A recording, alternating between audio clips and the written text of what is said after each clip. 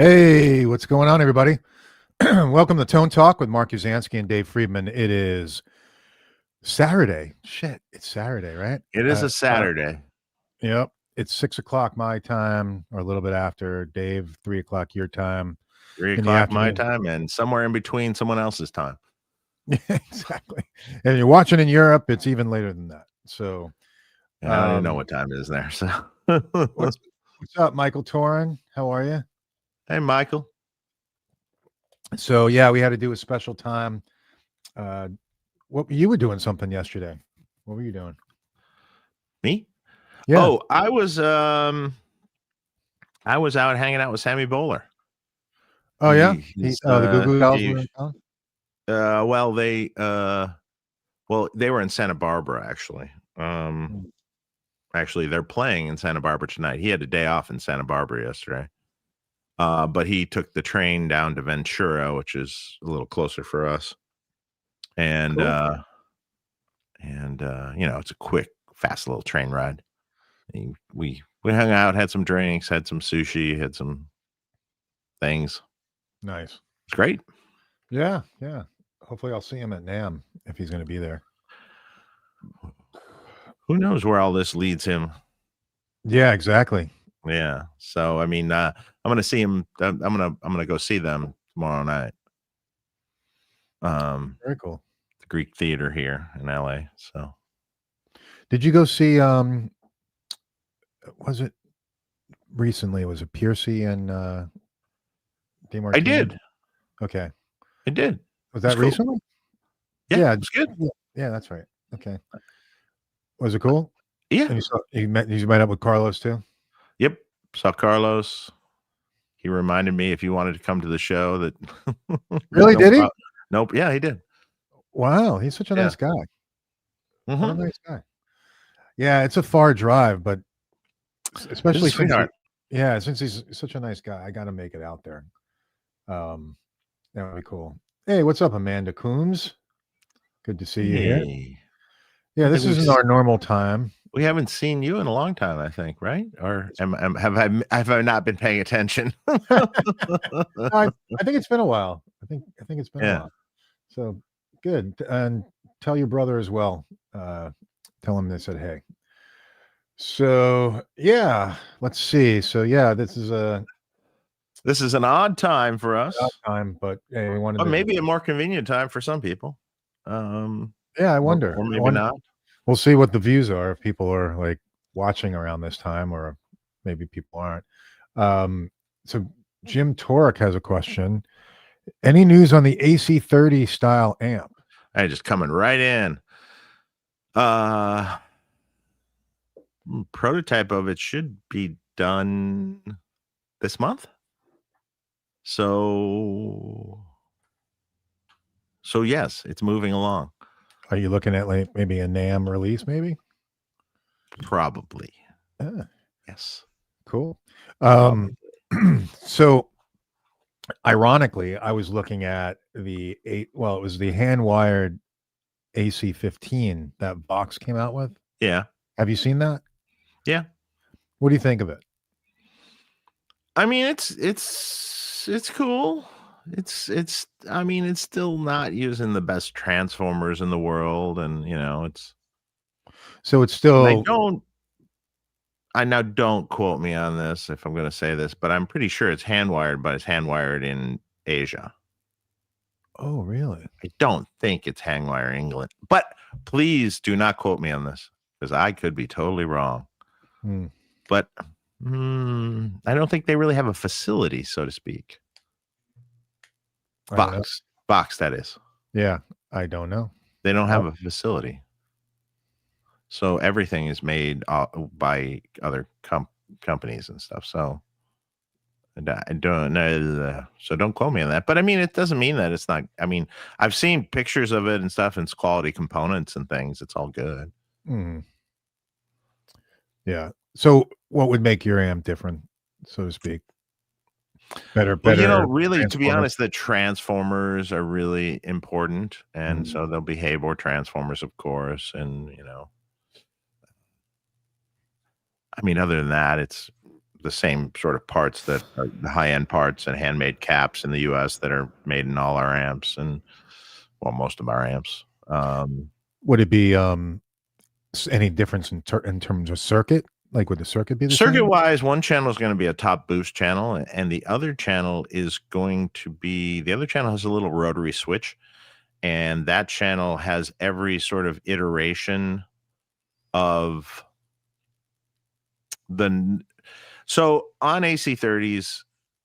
So there were top boost amps, there were not top boost amps, meaning they didn't have EQ.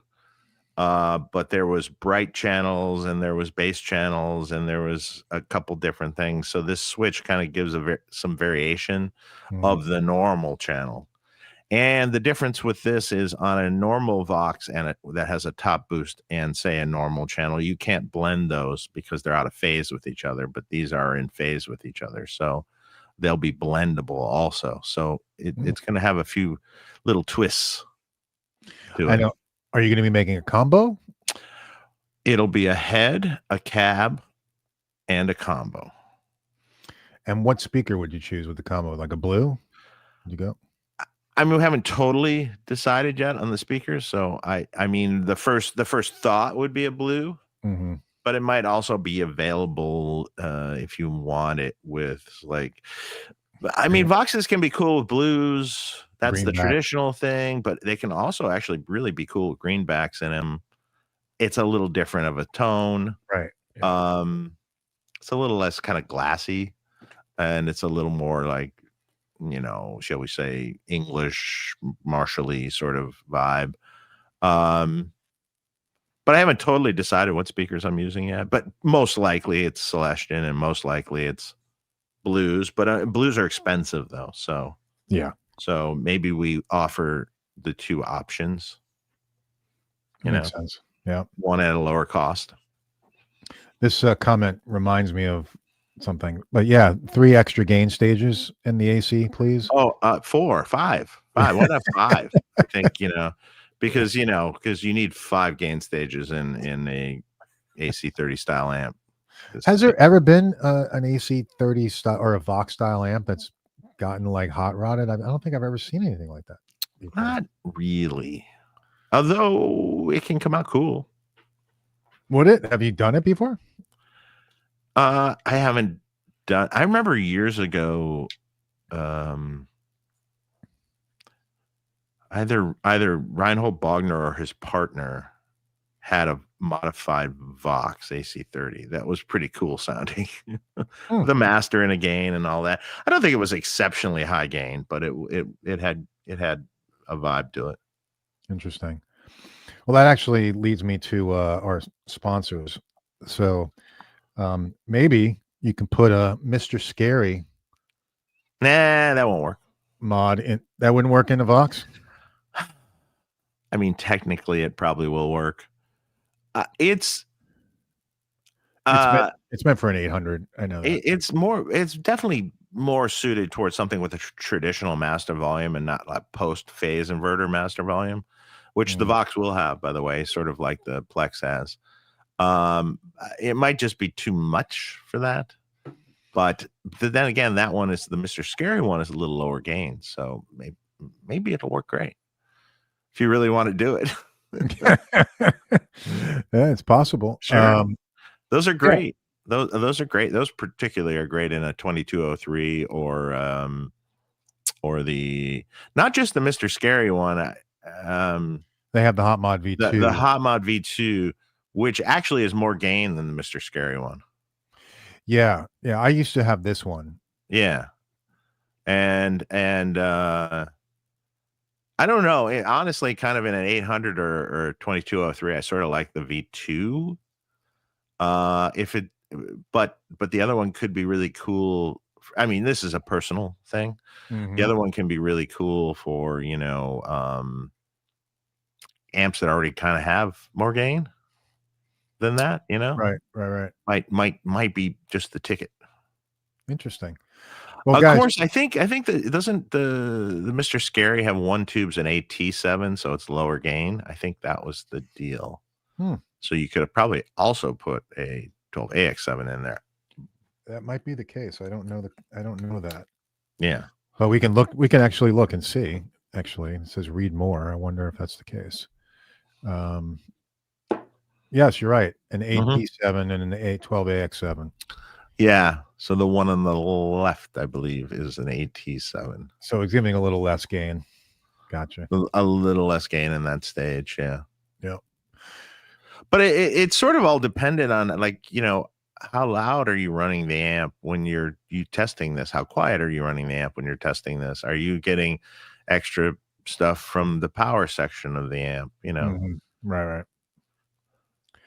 It might be, like a V2 might be way too much if you're really cranking the amp, and it is a lot. Or if you put a V2 in, like say a Runt 50, right? It sounds really great in a Runt 50.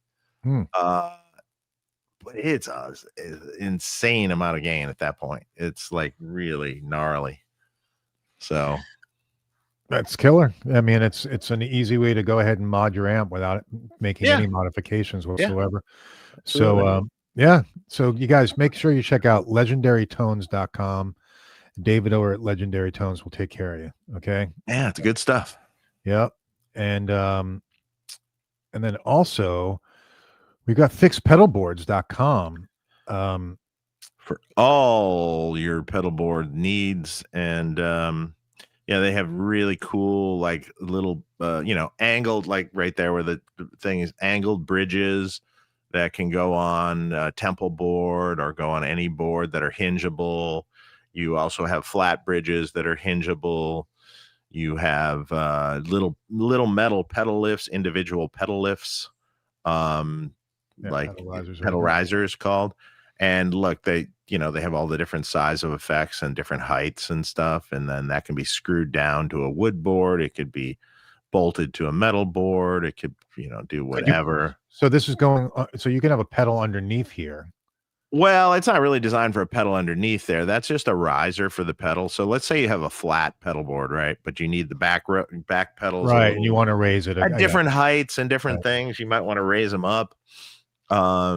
Or we even run into that all the time with, even slanted pedal boards sometimes.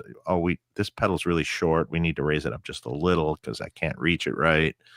Things like that, Right. And then he also does little, really good little junction boxes, which are junk boxes, they're called. Yeah. And they come in a variety of numbers here. As you can see, there's like an 8 output one. There's there's even more. There's a 6x6. The ones I use the most are the 4 and the 6. Flatter ones. If you need just a couple inputs and outputs on your board, the Junk Box 2 is cool. But those are TRS throughs also. They're all completely passive throughs, and they are they're killer. They work great. I had a hand. I helped him do these, so I speak from absolute experience on it. What would be an example of how you would use one of these? So if you had a pedal board, right, and you needed a junctions to get in and out of your board. Say you have you got a guitar in. It's kind of awkward to get to the first pedal and then an out to the amp. And then let's say you had stuff in the loop or channel switching or things like that. And you wanted it all on one side of the board where it all comes out in a nice little snake or something. Gotcha. Yeah, that's what it's good for. So that's what you have on my board also. You probably have this. I think this is what you have. I think I do have that on your board. Yeah, on the side. Little one. Yep. Absolutely. I have it on my own personal board. Yeah, it works great. Works great. Yeah. That's super cool. All right. So make sure really well made, really well done. So, and they look cool. And also rack mount, a little drawer for your rack mount. Sliding rack shelves, the best that exist for pedals. That's a great idea. I mean, because sold out. He has them back. He was waiting on sliders and he just got them in. So they should be back up on the site. So there was a long wait for sliders for some reason, the drawer slides. And so those are cool. Yeah, power supply. Power supply mounts. Those are great too. For underside of board, they have a variety of different supplies, and I think they might even have more than they've shown, because there's some different ones. I had to use one on a board recently because the guy was using True Tone CS11 Pro or whatever, and it was on one of my pedal boards, but that was the power supply, and I needed to mount it really securely, so I used one of these brackets. Gotcha. It's not pictured, but they have them down there. Oh, awesome. Well, so good stuff.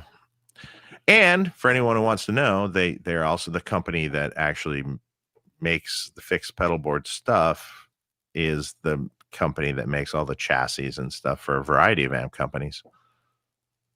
Most of the ones in my company and several others. Yeah.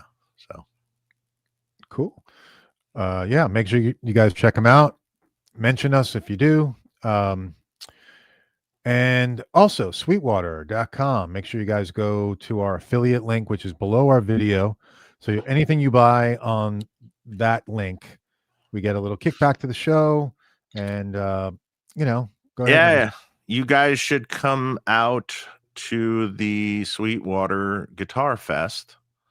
That is in several weeks from now, 3 weeks from now, I think. It is. Is it Guitar Fest or Gear Fest? Guitar Fest, it's called. Oh, they changed it. Yeah. Well, they changed the name last year or a couple of years ago.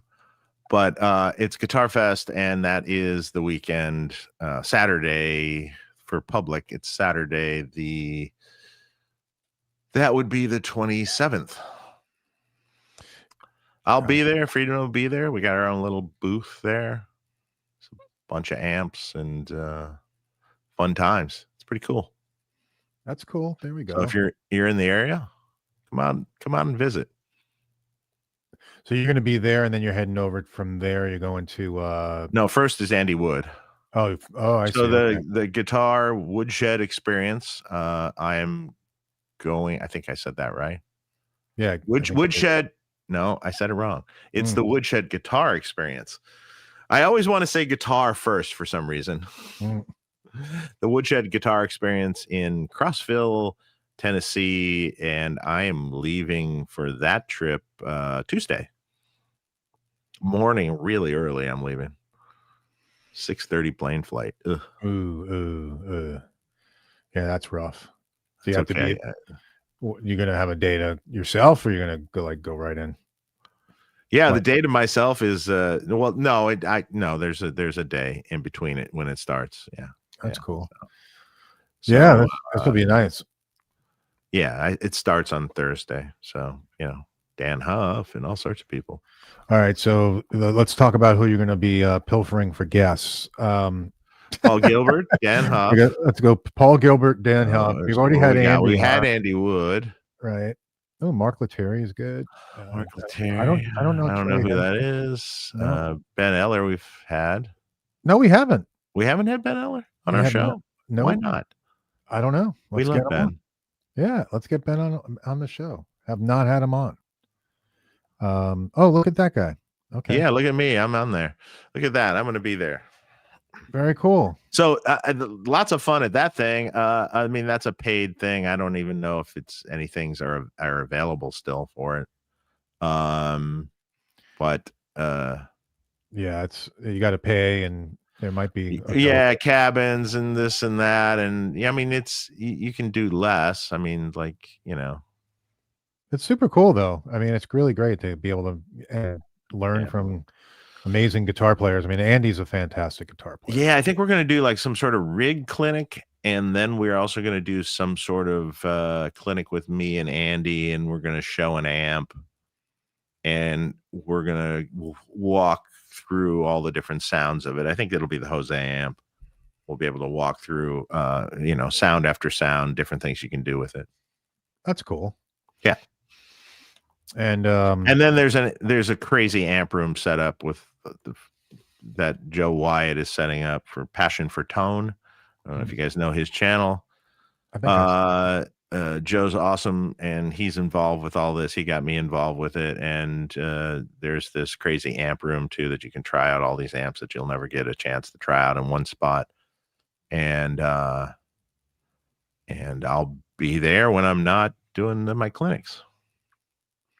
And what are your clinics? What are you actually going to be doing? So that's what I just said with the amp and everything. Okay, with the hose. Yeah, the one with the amp, and then a Q&A, and then Gotcha. we're doing something about rigs with Barry from XDS in Nashville.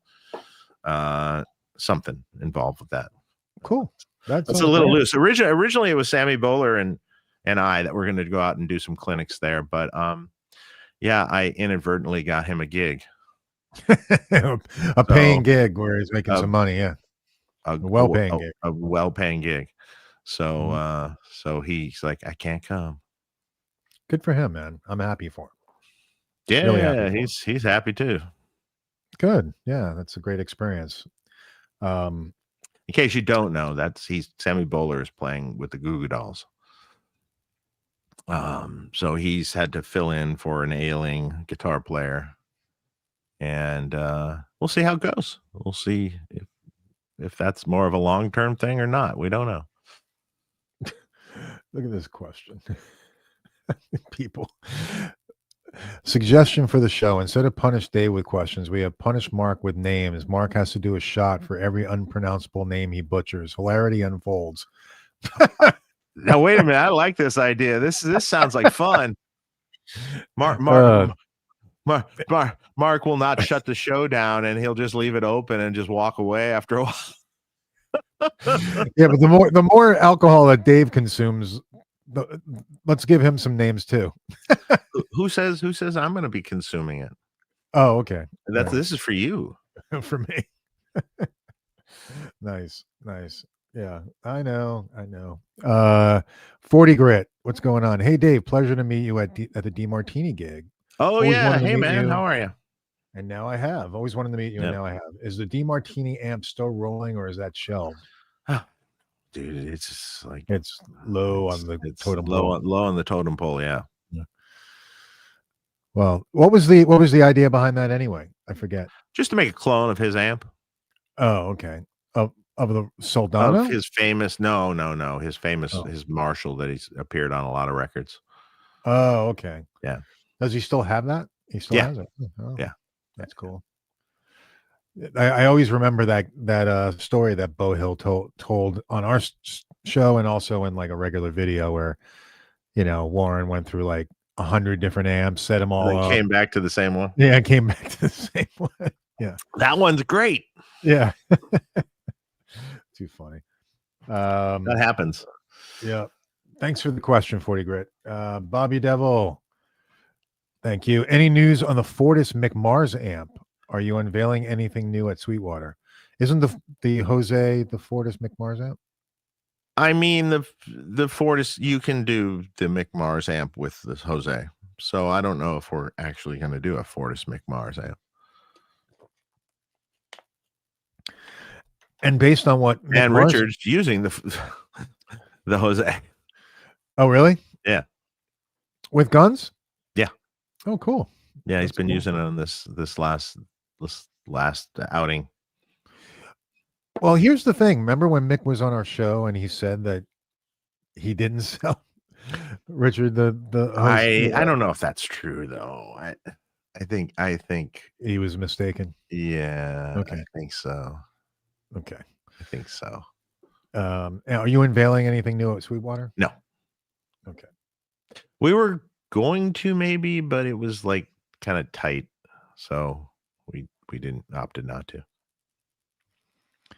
There's a whole bunch of new stuff that's going to come in the next year. So it should be interesting. Hang tight. Yep. Don't worry, man. I know you're busting my balls. Just kidding. Love you. Best show on YouTube. Thank you. We appreciate it. After 8 years, my skin has gotten much thicker on the show. Jose G, what's going on? Happy Saturday. The Run 50 head dimensions online seem to be smaller than the small box Plex heads. Is the chassis smaller? Can the Run 50 fit in a Plex head shell? Best wishes for the Guitar Fest. The Run 50, because of the mounting and stuff, can't fit in the Plex head shell. I mean, without drilling different holes. The Run 50 head dimensions are slightly smaller, yes. Okay. That was before I sort of standardized most of the 50 watt amps at one point in time, just like the 20 watt amps. I've kind of standardized the size. So that was kind of done before I kind of standardized sizes and things. So, and the funny thing is, even the other amps are smaller than, say, a small box Marshall amp. So, the Plex which is a little wider generally. Yeah. Hmm. I just made them all the same size after a while. Yeah. That I makes wish sense. if I had to redo the BE50 again, I would make it that same size too. If actually, if I had to redo the B100, I would make it that same size also. Really? Which you can do. Why not? I mean, the smaller the better. Yeah, that's what I was kind of thinking. But, you know, do I have to redo an amp? You know, no. And then it presents a problem of, well, I got the big one, or we have the big one in stock, and now there's this little one, and now no. Right. Yeah, that creates a problem for retailers. Yeah, I can see that. Yeah. I can also see, though, that people would probably start complaining, like, oh, you're giving us less of an amp for the same amount of money. It's smaller. Yeah, I don't know. But I think if I want to do something smaller in a 100 watt format, I just have to do a different amp. Right. You know? That's true. That makes sense. GVB Junior, what's up? Any opinions on the Vox, I assume, AC15 H1 TV? Supposed to be the OG EF86 and OG top boost. I think that is correct. It is the OG circuit for the EF86. Frankly, I would never want to make an amp with an EF86 in it ever. Not because it doesn't sound good. It's because you can't get reliable low microphonic ones that don't make noise. It's a real issue with EF86s, and it's not worth the trouble. Ugh. Yeah. Interesting. So the H1 TV. So it's a 15 watt AC. 15, yeah, but AC 15. What's the H1 TV? What does that mean? I wonder. It might be hand wired. I don't really know, but I know the amp he's talking about. Okay. Cool. I'm gonna just start using random numbers for all my amp names now. Yeah. Exactly. So no one can, remember them at all. It's like Marshall for all the years. It's like 2203, 2204, 2105, the 1959, blah, blah, blah, yeah, 1959, 1986. Sometimes someone will tell me the number. Hey, this, and I got to go look it up. Oh, it's the 800 channel switching amp. Okay, got it. Okay. Yeah. I can never keep it straight. Just like Ibanez guitar. Oh, they're RG something, and yeah, the 550, the 650. Huh? Yeah. It's hard to keep track. Okay. Javier Montoya, Dave, thanks for your help with the Plex. It rocks. I asked you via email, but I wanted to bring this here in case any user have questions. Your thoughts on the Fryette PS2 VS2 Notes Reload 3 for the Plex? Honestly, both are really good. Okay, the Fryette's an all-tube circuit. The 2 Notes isn't. I use the Fryette. The loads are comparable between the two. The load half. The 2 Notes is stereo. That's a different thing. So it sort of depends on what you want to do with it. The 2 Notes has some nice XLR outs that can go into the computer, but you do have to put the IRs in the computer. Man, they're both really good. If you're concerned about like reliability and things like that, a Fryette has tubes in it. Might be less reliable than something that doesn't have tubes in it, but I don't know. And also you're not going to get full power out of the two notes unless you're using a lower impedance load. So in other words, let's say you're using a 4x12 cabinet, you'll get max power out of it if it's a 4 ohm load, not a 16 ohm load. So there's that to consider too. Yeah, well, like you said, I also think it depends on how you're using it. Depends on how you're using it. Both are good. I have both. So, and I like both. So it depends on how you're using it. Like if I was going to go into the computer, I think I'd use the two notes. Mm-hmm. But I think just using it live, but if you wanted a stereo thing, okay.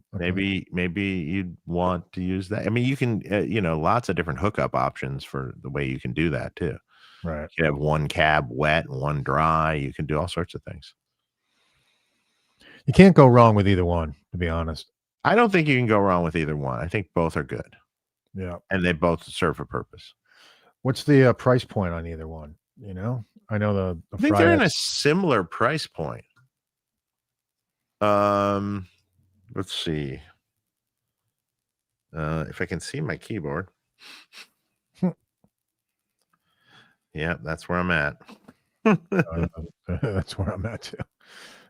That's why I wear these suckers, these bottle glasses. You look up the Fryette. Okay. It's the PS100, right? Yeah. The Reload 2 is $10.99. Oh, they're very close. The PS100 at Musician's Friend is $11.99.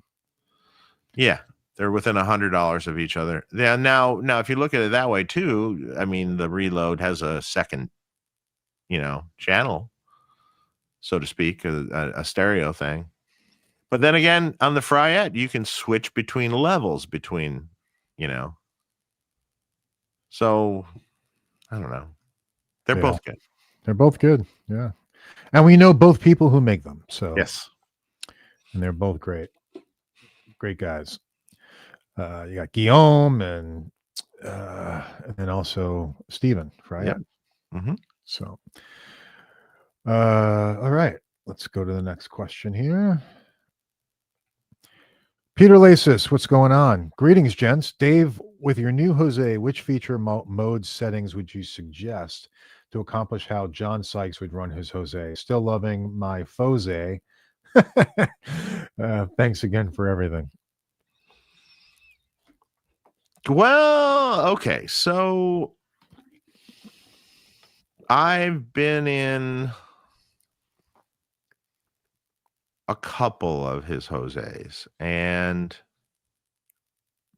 they both had the options for clipping diodes, but I don't think he always used them for that. So to be honest, let's see. I think it could go a variety of ways with that. I honestly think, though, in the White Snake, I think there was clipping diodes. So I think it would be the pre-tone stack master probably setting. And would you know like how he? But I haven't been in all his amps, so there's some later ones that I haven't gotten into. So how do you think he set his like EQ? Oh fuck, I don't know. Okay. It doesn't. Whatever. It doesn't really matter. I was just curious. You want it brighter or darker? Everyone always says it's like, how do you set the amp for this tone? I go, if you set everything at half, you're probably pretty close. Like, every player that plays through it is so radically different in how it responds and reacts. So, it's hard to just you literally could have players from two different playing styles play through the exact same setting on the amp, and it'll sound like those two different playing styles. Oh, definitely. Like, if this guy plays like Metallica kind of stuff and this guy plays like hard rock kind of stuff, guess what? Same settings will sound exactly like each guy. Mm-hmm. So there's not the magic setting. Yeah. Well, there's some guys who like scoop their mids and, really push the bass and, treble, or who he knows, wouldn't be doing that. It would be up. Yeah. Mids would be up. That's what I would think. Okay. Walrus. Thank you. Dave, should I sell my BE50 for the Jose? Mainly live on the HBE channel. Also, where is the wheelchair pillow?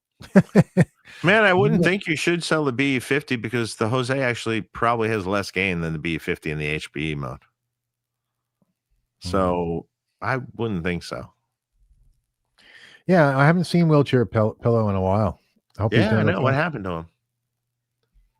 Hope he's doing okay. If you guys see him, let me know. But I also maybe he's secretly one of those performers that performs in Nitro Circus, the Travis Pastrana fucking crazy alt games, where there's like this crazy like stuff that BMX guys do and stuff with the jumps and the crazy tricks and stuff. Dude, there's guys in wheelchairs that do it. Oh, really? They're already paralyzed, and there's guys that do like backflips and forward flips and crazy stuff in wheelchairs. It's the craziest shit you've ever seen. Wow. I mean, I think they're going, well, what's the worst that could happen? True. Okay. What is going to paralyze me? Oh, wait, no, I'm already paralyzed. Right. Quadriplegic. What's going to happen? Yeah. It's crazy to watch that. If anyone's ever watched any of the Nitro Circus stuff you can find it on YouTube and stuff from their events and stuff. That's that's a whole different level of insanity. There's crazy. Fun to watch. Everything on the internet is super fun to watch. Well, I used to be really into BMX bikes and things when I was younger, and to watch that shit now is like I still get a kick out of it. I like it. You know what I watched recently? When you during the 80s, were you big into like wrestling and stuff? No, not at all. You didn't like WWF? Not at all.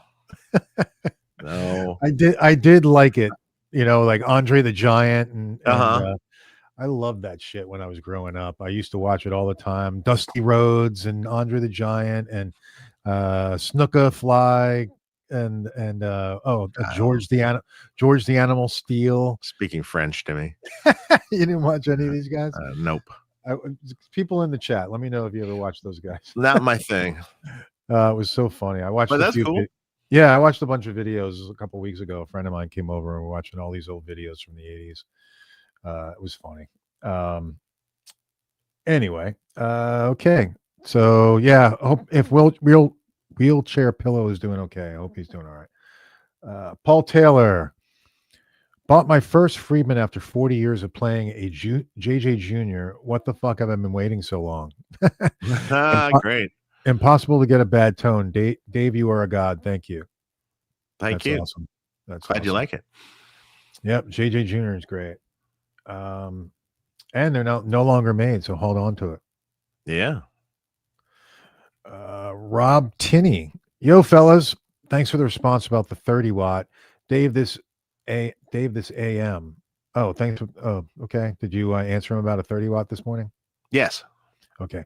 Wondering what it is that's so magic about the EL84 30 watt channel. It seems like it's a Nashville must these days. The EL84 30 watt channel 2. Is that a top boost channel? I don't know what you're talking about. I mean, like the AC30 is classic. It's just amazing. It's kind of funny because I don't really gravitate towards it. Like that. But maybe I just haven't had a really good AC30 or AC. And a really good AC30 sounds. If you crank it up, it sounds like the Plexi. I mean, it's bitchin'. I've never played one. Really good one. Yeah, well, I know Nashville guys have been playing that style amp. I mean, they played the Dr. Z's for a long time, and Yeah. So cool. Flesh 84, you've stated in the past you'll probably do some plugins, not to nail you down to a date, but any idea when you might be rolling those out? 1 to 2 years? Yeah, probably that time frame. At least that's our plans to do that stuff. We have actually someone on staff now that can actually do it. So that's cool. If you can have your own, you are in control of, the outcome. So it would be like a plugin that you can put into a DAW? Yeah. Okay. Like a neural or like a, thing like that. Yeah. Okay. We'll see. See what comes out. We'll see. Or like a Tonex kind of thing. Yeah, we'll see. Cool. Well, that's the future. Jose G, Mark, what's that Les Paul rump behind you? Can't remember too many Les Pauls being in your gear room. Yeah, this is a 58. It's a Gibson custom shop 58. It's backwards. Yeah. It's pretty though. The best part about being lefty is that no one touches my guitars. That's right. That's the star guitar back there on the floor really, really looks backwards to me. I'm sure it looks weird. Yeah, yeah, absolutely. Yeah, no, this is a really great Les Paul. They really make great stuff. Yeah, I'm very happy with it. I have the 58 and the 59, and I like them both. They're both different, The 58 has a fatter neck with thinner frets, more narrow frets, and the 59 has a skinnier neck with bigger frets, like I guess more jumbo style frets. So it's interesting. You got the fatter neck with the thinner, It's just interesting to play them both. Sort of makes sense. Yeah. So yeah, I love them. Great guitars. Thank you. And at the time when I was shopping, I really wanted to get a Heritage, but they didn't make lefties. Yeah. It's like you just lost out on some money. I just don't understand why they don't make lefties. But yeah, I went to Gibson and I was quite happy. Stormlight Architect, thanks for the super chat. Dave, spill the beans on your power amp progress. Also, the new Carnivore speaker is a must hear. It's no DV77. Sounds glorious. I love my V30 as Carnivore delivers. No doping. British Cone. Cheers. See you all at Guitar Fest. I've not tried it. I'm getting one to try. I haven't tried it. I've heard it a little bit online. Yeah, I'm anxious to hear it. I thought the DV77 did sound pretty good though, but it was a little on the darker side. But it sounded pretty cool. Also, looks really good. And as far as a power amp, I can't talk about it. Now, isn't Rick Skillman over at yes, Eminence now? Yes. We should have him on too. Yeah, absolutely. Was he behind the Carnivore? Or? I don't know. I think that might have been in progress before he joined. With I can never remember his name. Kohler Studios, or I forgot his first name. I can't get the name right. Of the YouTuber guy, Christian Kohler. Christer Kohler, is it? It's Kohle that I'm looking at. Yeah, I don't know. Cole, I don't know. Anyway, okay. Basil Tiffany, what's going on? What would Dave say has been his key insight as a very successful amp builder? What did he see or understand that others may have missed at the time? Man, that's tough. I mean, it all started from the fact that I was kind of obsessed with just the tone of it, and the perfection of that. And I had a good set of ears, or I was really fluent in a lot of different amps. So when you started, tweaking these sounds and getting them to where they are today, I mean, the real thing is the key insight is you really have to have a good tone. I mean, it's got to be great. And no matter how great you get it, some people will disagree that it's great, but that's true. Some people will disagree with everything. Right. But also I think some people also look with their eyes, they don't necessarily, it doesn't say this or that. And so they're not into it. But I mean, you also have to have a way for people to see your stuff or hear your stuff. So, fortunately I was in the business for a long time before I started making amps. So I had a clientele and I had famous people that I had done rigs for and different things like that. So I was able to put it in people's hands properly. I mean, it's a little easier now, but I mean, you can make the best product in the world, but if no one's paying it any attention and no one's using it, then no one's going to care. Yeah, absolutely. I can tell you from it. Go ahead. I'm sorry. That's really it.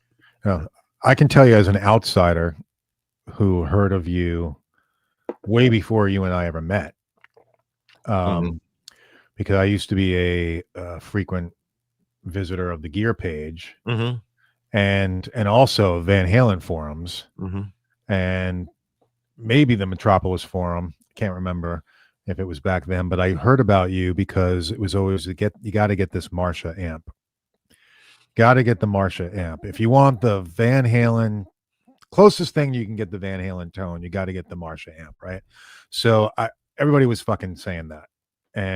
But of course at the time, and I heard about your name, but but I had no idea about you whatsoever. But I was just like, I got to get this fucking amp because everybody's talking about it.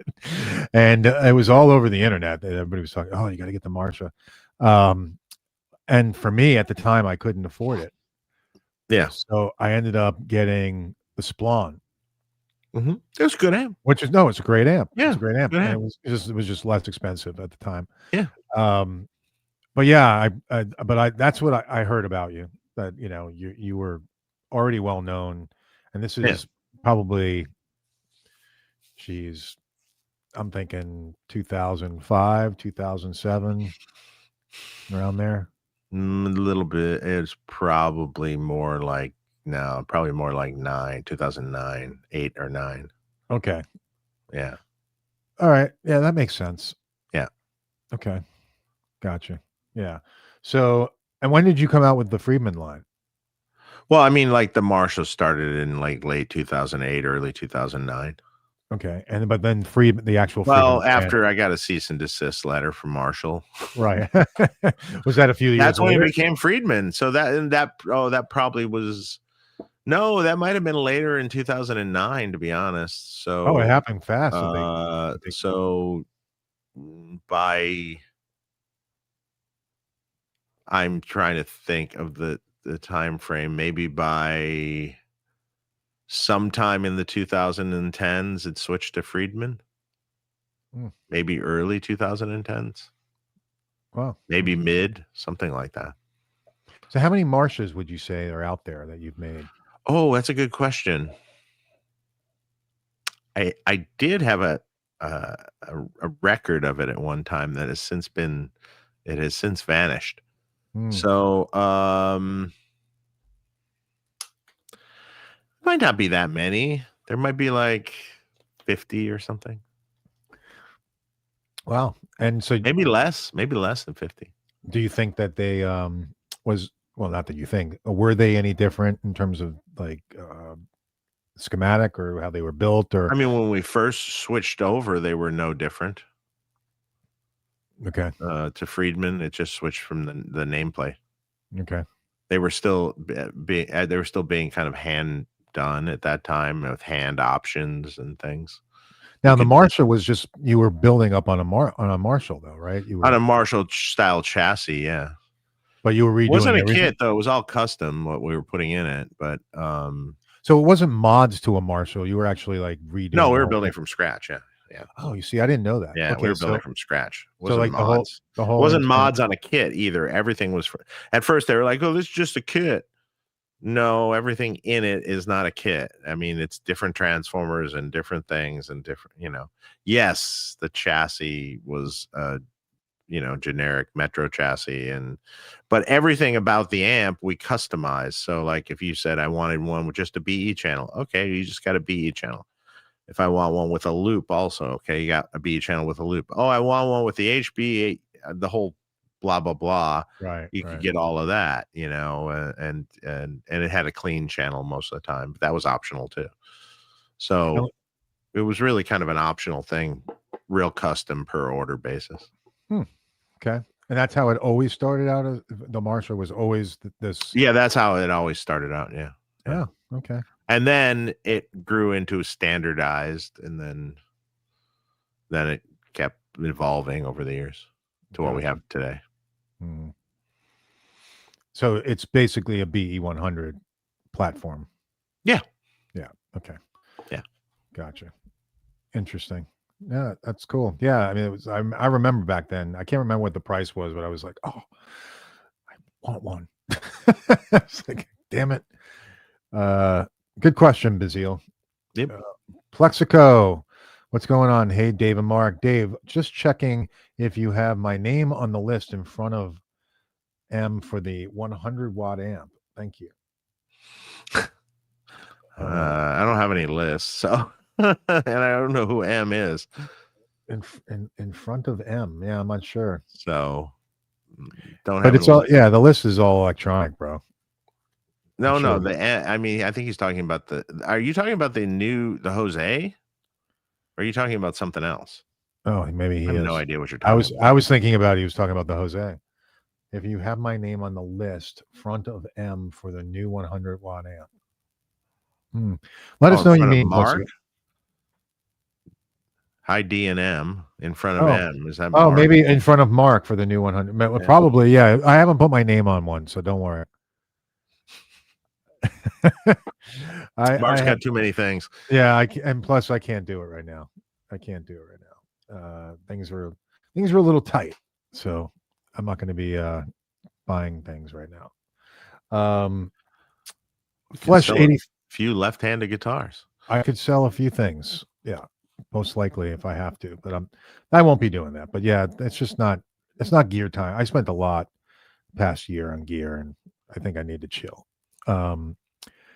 Flesh 84. I hear Mesas aren't the best build quality. What says you? Are they relatively easy mods to fix? Well, I mean, some Mesas are I don't know if it's necessarily build quality. It would depend on what Mesa we're talking about specifically. So, I mean, Mesas are hard to service. Sometimes the way they've done things in different times of their life have been questionable or noisy, or there's been some components that have failed on them, and they never seem to have learned to not put those components in the amp. Or they're really just hard to reach components, the way they make. And it's hard. It's hard. A lot of times it's hard to service. You have to take half the amp apart to just service the issues. I mean, I imagine they're relatively good at it. There's been some questionable choices over time. Are they badly made? I wouldn't say like they're necessarily badly made, maybe poorly engineered. Interesting. I mean, like the chassis is good, and the tube sockets are pretty good, and stuff's relatively durable and things. So, I mean, I wouldn't necessarily, but there's some things that they never seem to learn not to do. Well, I'll tell you one thing. They came out with that Mark II C Plus, and they sold the shit out of that in like an hour. It was gone. Yeah. Well, that's a cool thing.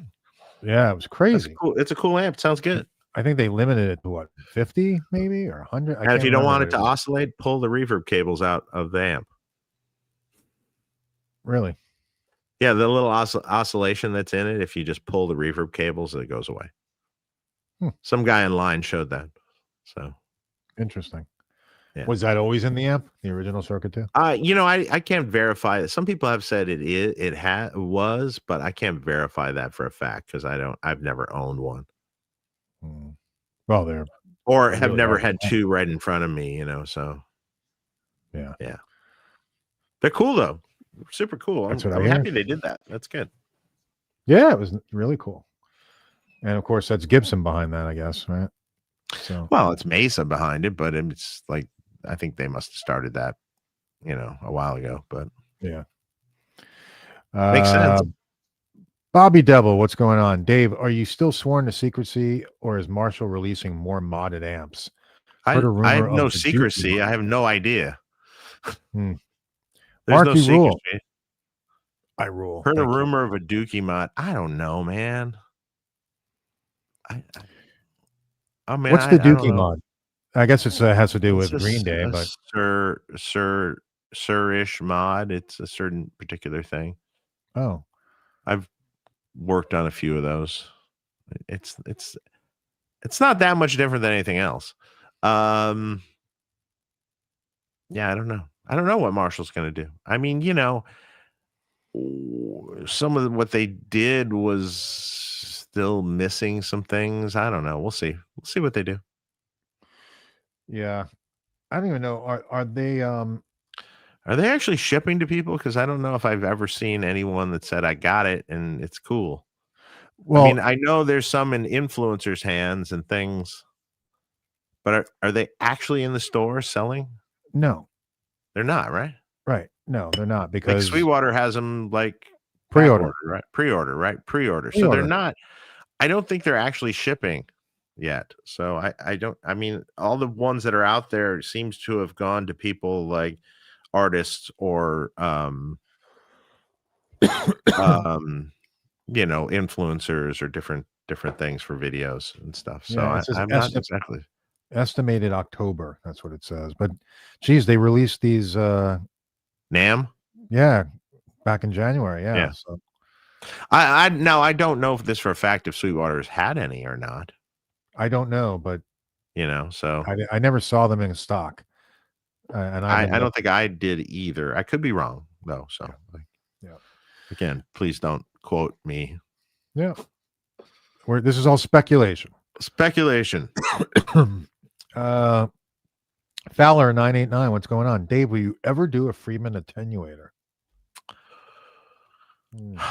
I mean, I had a design for that, but it was really costly to make, and I don't know if there's really a point. I mean, Fryette makes. I mean, when you have Fryette and the two notes, I'll never say never. So, but those aren't really attenuators necessarily. That's a load and a power amp. So, like, as is truly just an attenuator, well, that's a different story. I probably won't do that. Would I do something else in the future? I don't know. Maybe. If I feel like I can contribute something that's better than what exists now, I would. You still have your Faustian attenuator? I do. That was a good one. I'd be willing to sell that. I would take it, but what do I need it for? Dave, what do you perceive a Headfirst Alta 100 to be? I have one, and it's the perfect amp for me. John DeShane. What do you mean? What do I perceive the Alta to be? Well, I guess maybe is it a Marshall kind of style amp, or absolutely? Yeah. Okay. Absolutely, and it's very similar to some things I've done. So it's a cool amp. Jason's a friend. It's awesome. Yeah, he makes great glad stuff. You like it. He's coming out with a preamp. Yep. Same front end of the Alta, but in a preamp. Yep. Cool stuff. Mm-hmm. Flesh 84, what's going on? Thank you for the super chat again. What are your general thoughts on all digital stuff plugins? Do you think they're close to nailing tube tones? My issue with most tube amps is you got to get them loud for the sweet spot. I don't. Okay, so I don't think. Yes, maybe you need to get them loud. Does digital stuff really do it? Does it get close? It gets close.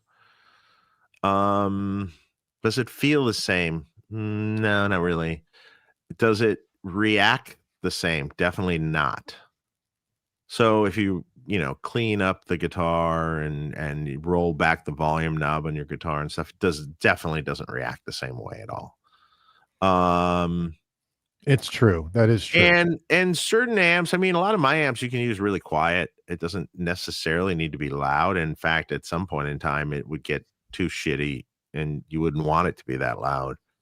I think what you hear when you say it needs to be loud for the sweet spot a lot is how hard you're pushing a speaker. That has a lot to do with it. And the fact that we're getting away from a lot of speakers these days too is also a shame, because speakers have their own inherent characteristic to them that can change things radically just with the speaker change, and how the amp sounds. So that's kind of sad. And an IR is great, but it's a snapshot of one particular speaker being pushed to one particular point.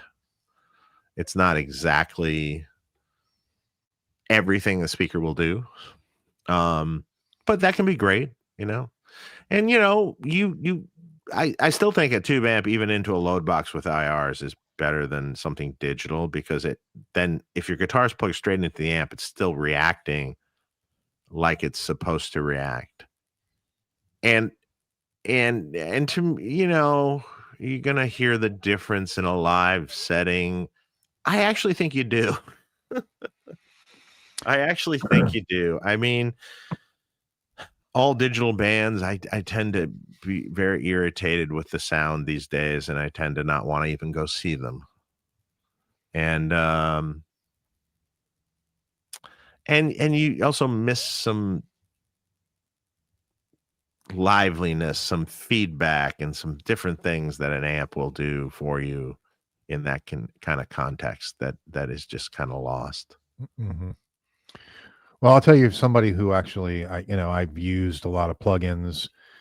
I played with a Kemper. I played with a lot of stuff. I've also done amps into a load box into the computer with IRs. The digital stuff for me, it can sound great if everything's turned up, like you said. It can really replicate what a full Marshall sounds like. Completely boosted and everything. But what I find is, like you said, when you roll the volume down to try to clean things up, it will clean up, but not the same way. And then also it loses this touch sensitivity kind of thing that you get, where you almost feel like if you're not touching the strings hard enough, it's not going to. It's just a weird thing. It does, like you said, there's some doesn't react the same way. It's not as dynamic. Yeah, it's just it gets weird when you start rolling the volume down. I definitely noticed that they have not gotten to that point. It can definitely sound good, like like on the Tonex. You go in there and like with one of Jim Gostad's profiles. I was doing Fools by Van Halen, in the beginning. You kind of roll the volume up a little bit. It can sound pretty decent, but it's still, again, there's just something missing. Yeah. Anyway, that's just for me. No, it's true. It's true. I mean, John Duchesne just said that too. Tube amp into IR is way better. Yeah. It feels much better than a modeler. But I love the digital stuff too. I mean, there's some stuff. I'm not saying, okay, look, I think it's all tools. Exactly. What is your goal? But I, honestly think, like, if you have to do a direct thing, I think you can actually do a better job and a better sounding job with like, say, one of our IR preamps that we do, than a full modeler, and also, like, even like using pedals from different companies. I don't want to use all the effects from one thing. I don't, because there's certain reasons you buy a certain thing because it has a certain tone to it. And, like whether it's, I got this cool Univibe from Drybell. Okay, well, the digital version of that is not going to sound like that. Or, or I got the cool delay from, you name it, whatever. Or I got the Echoplex little delay pedal that I want to use as a thing.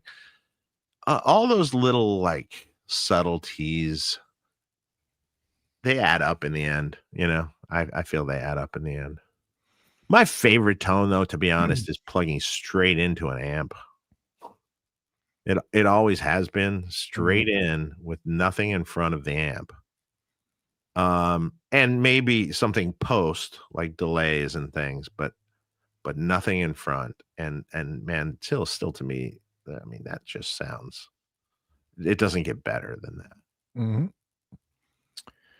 So I'm curious of your thoughts on this, because this kind of had some big blow up of on the internet.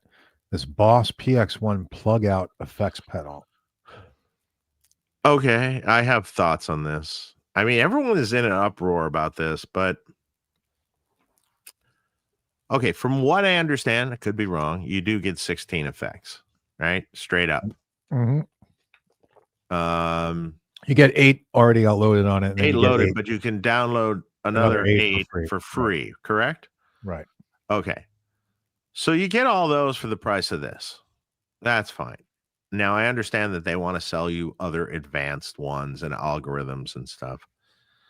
Now, everyone's making a really big deal out of this, and I understand their thoughts. I totally get it. Because you don't own it. Okay, well, in the recording world,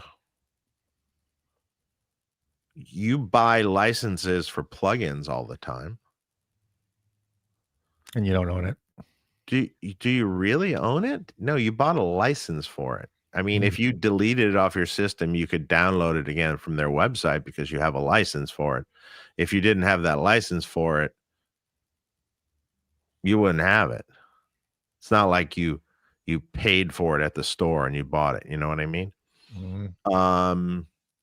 It's not like you got years ago when you used to get software on a floppy disk for a computer. Do you get that anymore? No. Do you go and buy a license for some sort of software for your computer? Yeah. Do you then maybe you download it, or maybe it's a subscription-based service. I don't really see how this pedal is any different than everything that's digital in the guitar realm right now out there with plugins and stuff. What about streaming music? You don't own anything. Yeah, you don't own anything.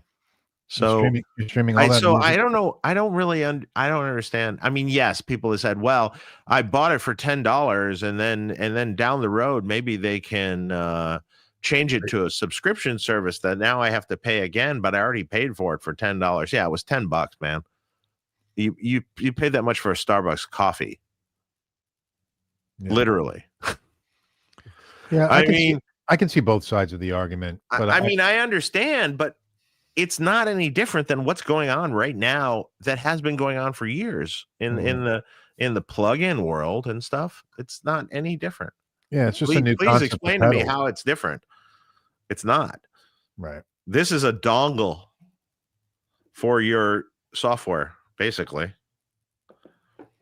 And they give you some stuff, The price isn't bad. I don't see it as being. The price is fine. And the other thing I thought was pretty cool. It's MIDI and it's USB, and wow, I can have a real utilitarian pedal that has the Boss sounds, which are great generally. And I thought it would be good. I didn't see the uproar about this. How, please, someone explain to me, how is it different than the whole plug-in model of computers these days for your recording DAW and everything? How is it any different? Yeah. Do you own anything anymore, or do you just pay for it? Well, I mean, like you buy IRs, you download them on your computer. They're yours. Okay, they're yours. That's yours. But I mean, I have a all my UA plugins, are they really mine? No. I have licenses for them, but they really mine? Not They'll- tangible. It's not a tangible thing. They'll disappear off your computer once you get rid of If the UA went out of business, well, guess what? Yeah. All my plugins are gone. Yeah. So this is why I'm like, how is this any different? I see. And I thought they did it in a reasonable way. I mean, I don't think like charging like $10 for something is like that big of a deal. You're getting 16 pedals for the price of one. Yeah. Really? So 16 pedals for the price of one. And I thought the layout was nice, and I thought the way they did it was pretty cool. So I don't know. I saw it and I was like, ooh, I kind of want one. I don't need one, but I kind of want one just to check it out. Yeah, be cool. The other thing I saw that was really cool that just came out was Strymon came out with a stereo DI box. And this is in context of the direct model and the modeler model and the Tone X models and the things that a lot of people are using, right? But what made their box a little different was they put a really studio grade headphone amp into it, so you can really use it at the end of your chain and really hear what's going on if you need to, or because if you're on a stage and you can't access this stuff, yeah, it's really quite cool. They also did a some mono thing on it. I forgot all the features, but I was like, hey, this is cool. This is an active DI. It's stereo. Yeah, like the throughs. If you take throughs to say something, you can sum mono to and take one through, and it could go to an amp, but then still have the balanced outs. Wow. I thought it was kind of neat. And Sean Healy over there is going to send me some to check out. So I was like, the headphone amp alone is actually cool. And a direct solution, if you're on a pinch and you need to hear what's going on with your rig, you plug right into there and you have a great thing. Or if you have a little pedal board or a little setup in your your hotel room or something, you could easily have this great headphone sound in it. I thought it was pretty cool. It's really nice. Yeah, they really went out of their way to really a high quality like version. Very nice. Yeah, guys, go to Sweetwater, purchase it. Yeah, it's really cool. Use our link. Okay. Cool. Cool. Let's get to some questions because we got a bunch of them. Flush 84. Thanks. As a bedroom noodler, I can't crank it. There's attenuators, but that's yet more gear to buy just to get your original gear to use to usable volumes. Man, I often think, I don't know, is this a question or is this just a statement? I often think the gear, at least my gear, will sound good at low volumes also. That's what I sound think. Really good at low volumes, like whisper volumes. But again, what a lot of times what you think is cranking it has to do with how the speakers are moving and how they're giving you that percussiveness and that attack and that push of air. Even with attenuator, you're not going to get that push of air. So, and often there's many attenuators that will actually would be a detriment to the tone compared to just turning down the master. So not all, but some, Yeah. Just get yourself a Fryant power station, man. You'll be fine. You'll love it. You'll keep it forever. Peter Mancuso. Hey, Dave, Soldano SP77. Don't mean to break your balls. Okay. I'm getting to it. I keep looking at it. I got to draw it up for you. All the mods that you want to do on it. It's some of it's simple. That the last thing in it is a little involved, but. So what, you're modding his SP7 No, I'm not modding it. He wanted to know how to mod it. It's really just changing most of it is changing some values until you get to the buffer stage on the output of it, and that is kind of a terrible buffer stage. So that one little stage has to. Yeah. Flesh 84. My suggestion, if you want to get at bedroom volumes, is get yourself a pedal and use that. I mean, but I mean, the '90s alt punk is not really that gainy. You can get one of you can still get one of my amps, a little 20-watt amp, and get that tone. Mm-hmm. I mean, alt punk metal tones. That's easy. That's simple. That's JL20 does it. Runt 20 does it for all that matter. And you can get it at bedroom volume. Yeah. Although I have a Runt 20, all the amps with most of the amps I have can do bedroom volume. So yeah. I think you'll be fine. But yeah, another suggestion is you could always get a pedal. So LCW. Dave, thoughts on Jack White's new amp? I think it's super cool. God, that amp's so cool. I saw I haven't heard one in person, but I saw the run through of all the features and what it can do, and I think it's really neat. I think it's super cool. So I would like to have one. Yeah, they're expensive. They're not cheap. Yeah. Well, I mean, it's kind of a lot. Yeah. It's cool. Yeah. They're cool. How's Dave's Choice amp coming along? Is that the 100-watt? Is that what you're talking about? I think it is. I need to do a run of these, basically. So everyone seems to want one. It's basically like a stripped down B100 with kind of tweaked and improved different tones. It's after, it's kind of like the highly idealized version of a B100 after years of having the B100 on the market and realizing that, hey, this is kind of what I would want.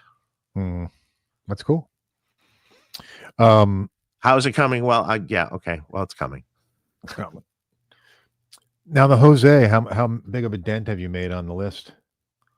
I don't know where we're at right now. I don't know where we're at as far as the list keeps getting added on to, so that we never really make a dent on it. Whether or not, people go on the list and then things get in the way and like, oh, maybe I don't want this, or maybe I can't afford it right now, or this or that. So it seems like we're running at about like 30% of people on the list are buying it. 30%. But the list continues to grow. So that's great. Yeah. That's fine. I never expected everyone on the list to buy it. Yeah. No, I was thinking more like 50%, but 30%. Nah, it's turning out to be more like 30. Yeah, well, I mean, some people were on twice and they put their name on twice, and some, it's not the right time. Maybe later, this or that, Yeah. Yep. Brian S. Thanks for the super chat. Is the IR Jose preamp pedal a possibility? Thanks. I'll never say never, but right now it's not in the plans. Okay. GC Phoenix, thanks for the super chat. Chris Hanna of Propaganda, my favorite band in the world, plays a BE. For just this reason alone, you have made the world a better place. Thank you. Thank you. I never heard of Propaganda. Have you? I haven't, actually. Yeah, I think I've heard the name. I don't know what it is really. Dave, now I got to check it out. Yeah, Propaganda. Dave, thoughts about convolution reverbs and where this might go with new pedals and old algos? Love my Jose, by the way. What's convolution? Reverbs are awesome. They can be awesome because you can almost make a convolution reverb of any space ever that has existed. There's a new pedal. Hotone came out with a new pedal that's a convolution reverb. That's supposed, I haven't heard it personally, but it's supposed to be stellar. I mean, it's supposed to be amazing. So I think the only complaint that people got out of it is where they placed the MIDI. But that, I'm judging from where it is, they didn't have a choice. They had to put it there, which is at the front edge of the pedal. Kind of weird, but it's really well made and it's done really well. But actually, almost all their products are made like that. They're done really well. It's a really good company, actually. The name of the company is Convolution? No, Hotone. Hotone. Okay. Yeah. What is convolution reverb? Explain that to me. Convolution reverb is sort of like a capture of a space. Sort of like how an IR is a capture. It's a IR. IRs often can be hosted in convolution products and stuff. So I see. So would the Sunset Sound reverb be considered like a convolution reverb? Well, yeah, probably yes. Yes, because that's a capture of this actual reverb sound room. Yeah. Or they go around the world with like opera houses and different things, and they'll capture the room itself, capture the room and the ambience, basically the ambience. Yeah. Yes. Exactly. I got you. So that new one is like supposed to be the by Hotone is supposed to be the shit. Huh. So I'll have to check that out. That's cool. Yeah.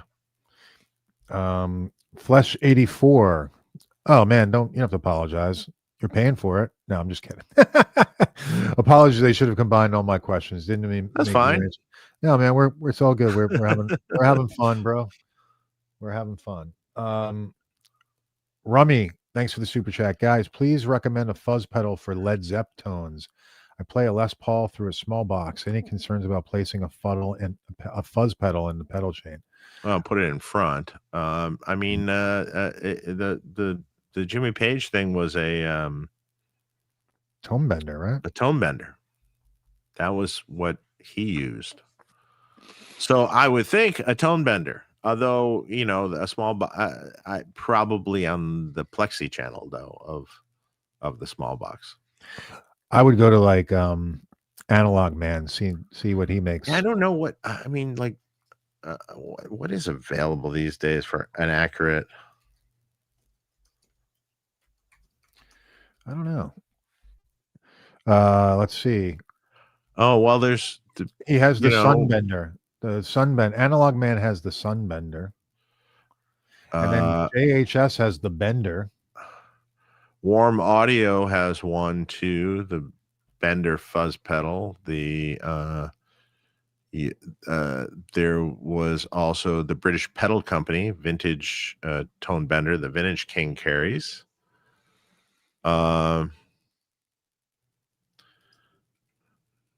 Guitar Pedal X, 28 of the best tone bend. Oh my God, there's too many. I'm not even going to look at this. This is too many. Holy crap. JHS has, like I said. I've never actually owned a tone bender style pedal before, so that would be kind of cool. So you got the Warm Audio. Looks cool. Then you got British Pedal Company, Vintage King Audio. Never heard of them. I've heard of them. That's supposed to be a very accurate version. I'm sure Analog Man's is fucking great. I'm sure it's great. He makes great products. The JHS one is probably also great because Josh makes great products. Yep. By the way, shout out to Josh. Hope he's feeling better. Absolutely. I heard Josh was got hurt in a biking accident. So this is a few weeks back or a couple weeks back. So hopefully he's doing well and feeling better and getting himself back into shape. So didn't sound pretty. Yeah. Micro Horwitz with the Jose with the Jose used with extra gain stage, no clipping, be similar to the Randy Rhoads Marshall mod? Not exactly. I mean, it's an extra gain stage in front of kind of a stock 4-input Marshall with a regular master. That's essentially what it is. So it'd be like boosting your. I mean, it's similar to a BE channel. It's similar to. I mean, you could even say it's similar to a JCM 800, just different parts choices with the gain stage. So, but no, it's not exactly like the Randy Roach Marshall, no, which is kind of a very archaic, weird way of doing things, which was known as the one wire mod. And it didn't have a master volume. So it was like a gain stage stacked in front of a stock Marshall, but you had no master. It's like, yikes. Right. This would actually sell big time if they came out with a Sunset Sound reverb pedal. Well, theoretically, you could do that with that Hotone Convolution thing if they had the Convolution for Sunset Sound. Yeah. Let's see. Dave, greetings. Is the Soldano GTO getting a revival in the future? I thought they were actually going to be making that. There was talk about it, but I don't know. I really don't know for sure. I maybe not. Okay. That's a good pedal though, originally.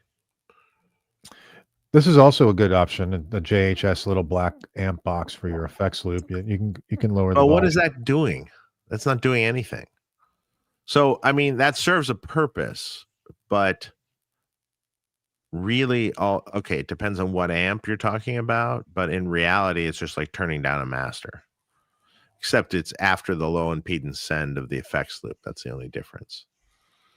So it's not really accomplishing anything. Of course, this depends on what amp we're talking about also, but it's not really, you're getting your master volumes higher on the amp because you've attenuated it a little bit. So like, for instance, like on the Jose amp, you can turn the loop on in the back, turn down the loop level, and you're getting essentially that kind of vibe. But it's not, I mean, it changes tone ever so slightly because on a pot, when you're changing the value of a pot, at some point you're putting more series resistance in line, and less to ground or more to ground. So maybe the pot sounds slightly better if you get it up halfway than it does down low, but honestly, I think if you recorded all those sounds and matched the volumes in a computer, you'd see that it doesn't sound any different at all. Okay. Let's make this the last question because I got to run. You got to go already? Yeah, I told you I only had 90 minutes for this one. Because I got April and I have dinner plans. Flesh 84, back to the Mesa question. Can any of your amps nail the 2C plus tone? Not looking for an exact clone, but can it be in a ballpark of the It's not really, it's totally, the architecture is completely different than all my amps. It's not like kind of the Marshall architecture, so to speak. So my amps are mostly Marshall based architecture. So it's radically different. So not really. Maybe you could go back and forth with an amp switcher and tweak one of my amps till it gets somewhat close. You probably can, but nothing that comes to mind in particular. And was it the 2C plus plus or 2C plus? I thought it was the 2C. Well, there is a 2C plus plus also. Which is the one that Mesa just came out with? That's both. It was both. Oh, okay. Yeah, they did the plus plus also. Huh. I didn't realize it. Okay. All right. Well, Dave's going to be traveling the next few weeks. So I think we're going to do our next show probably when you get back. It probably is when we get back. I mean, unless we do another Ask Dave in between or something, or we can squeeze a guest in between. So I'm gone all next week, and then we were going to look at the 19th, right? Or yeah, maybe. Okay. All right. Well, I don't think we have anybody booked yet, but doesn't mean we can't. Yep. So we will be back with you, and yeah, guys, make sure we'll be back soon. Make sure you hit subscribe, please. Okay, click the bell. We appreciate it. And again, check out Sweetwater. and the link we provide, fixpedalboards.com, Thomann Music. Thomann. Yep. For everyone in Europe. Yep. And our newest sponsor, which I didn't make a banner for, which is Legendary Tones. So make sure you check out Legendary Tones. And have a great rest of the weekend. I'm going to be watching football tomorrow. Go Dolphins. I'm go see Sammy at the Goo Goo Dolls. Oh yeah, awesome. Tell him I said hey. I will. And all right, everybody, have a great weekend. We'll talk Thanks, soon. guys. Talk to you soon. Bye.